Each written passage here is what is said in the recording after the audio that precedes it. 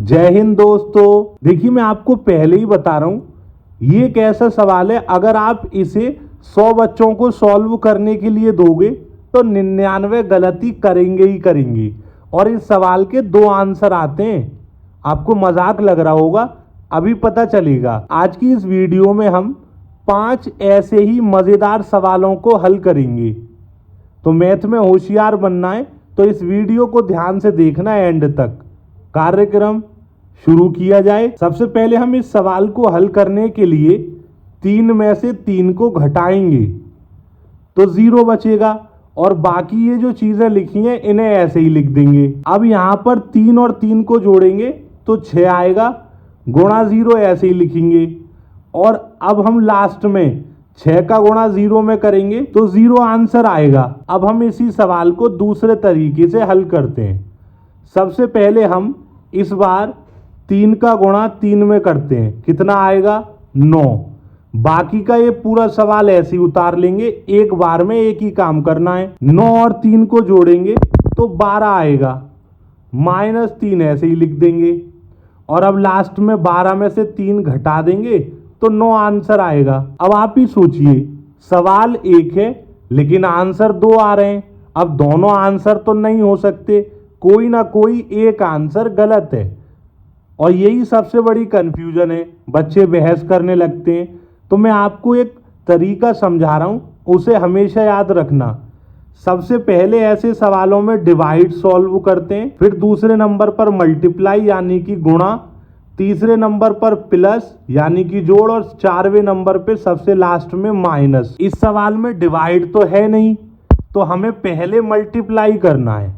अगर हम इन दोनों तरीकों में चेक करें तो सबसे पहले हमने यहाँ पर 3 में से 3 कम कर दिया था, घटाया था, तब 0 आया था। लेकिन हमें घटाना तो था ही नहीं, पहले रूल के हिसाब से मल्टीप्लाई करना था, इसीलिए 0 आंसर गलत है। इस सवाल का सही आंसर 9 होगा। सवाल नंबर 2, 0 का आधा कितना होता है? अब काफी बच्चे बोलेंगे 0 का आधा इस तरीके से 0 को काट दो तो हो जाएगा। पहले इस सवाल को ध्यान से समझते हैं। 0 लिखा, गणित में का मतलब होता है गुणा, और आधा का मतलब होता है 1/2। ठीक है, जब भी हम किसी संख्या का गुणा 0 में करते हैं तो आंसर 0 ही आता है। 1 का गुणा 0 में करेंगे 0 आएगा, नीचे रहेगा 2। अगर हम किसी भी संख्या का 0 में भाग करेंगे तब भी 0 ही आएगा। तो अगर हम 2 का भाग 0 में करेंगे तो क्या आएगा 0। तो यहां से हमें आंसर मिल गया, 0 का आधा भी 0 ही होगा। सवाल नंबर 3, 10 में 0 से भाग करके क्या आंसर आएगा? ये ना अब तक का सबसे ज्यादा very important, most important question है। पता है बच्चे क्या सोचेंगे, अगर हमें 0 का भाग करना है 10 में तो 0 ही आंसर आएगा। और आप कहोगे सर आपने भी तो बताया था। ऐसा नहीं है, पहले इन कंडीशनों को ध्यान से समझो।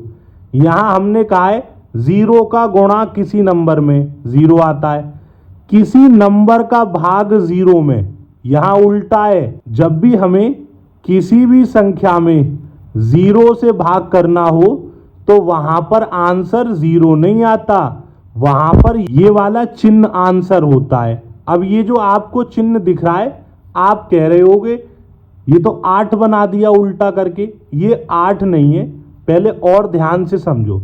जैसे हमारे पास 1 लिखा है और हमें उसमें 0 से भाग करना है तो आंसर 0 नहीं आएगा, क्या आएगा? ये वाला चिन्ह। हमारे पास 15 लिखा है, ठीक है, और 0 से भाग कर रहे हैं तो आंसर ये वाला चिन्ह ही आएगा।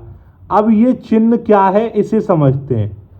इस चिन्ह को इंग्लिश में कहते हैं इन्फिनिटी या इनफाइनाइट, और हिंदी में कहते हैं अपरिभाषित। इसका मतलब है ये वाला आंसर डिफाइन नहीं है, क्या वैल्यू आएगी ये कोई नहीं बता सकता, ये अनंत है। इसीलिए हम इस चिन्ह का यूज करते हैं जब आंसर हमें कंफर्म ना हो, कितना है कोई जानकारी ना हो, तब ये चिन्ह लगाते हैं। सवाल नंबर 4, 1 अरब में कितने शून्य होते हैं, यानी कि कितने 0 होते हैं? 0 समझने से पहले हम समझते हैं भारत में संख्या लिखी कैसे जाती है।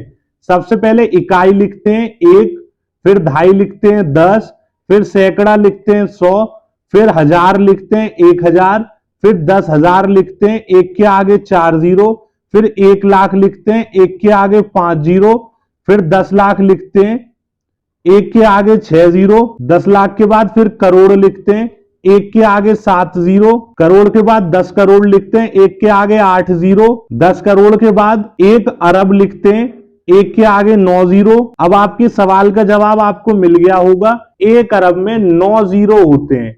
अच्छा, हमसे कोई पूछता 10 करोड़ में कितने जीरो होंगे, तो ये रहा 10 करोड़, 2 4 6 8, 10 करोड़ में 8 जीरो होंगे, 1 अंक होगा, कुल मिलाकर 9 अंक होंगे और 1 अरब में 10 अंक होंगे। सवाल नंबर 5, 8 + 2 गुणा में 3। सबसे पहले हम गुणा करेंगे, 2 का गुणा 3 में करेंगे 6 आएगा, 6 को 8 के साथ जोड़ेंगे तो 14 आंसर आएगा। सवाल नंबर 6, 2 + 2 डिवाइड में 1। इस क्वेश्चन को सॉल्व करके सही आंसर आप मुझे कमेंट में बताइएगा। आगे इसी चैनल पर और मजेदार मैथ की वीडियो आएंगी जो आपको होशियार बनाएंगी, तो चैनल को सब्सक्राइब जरूर कीजिएगा। धन्यवाद।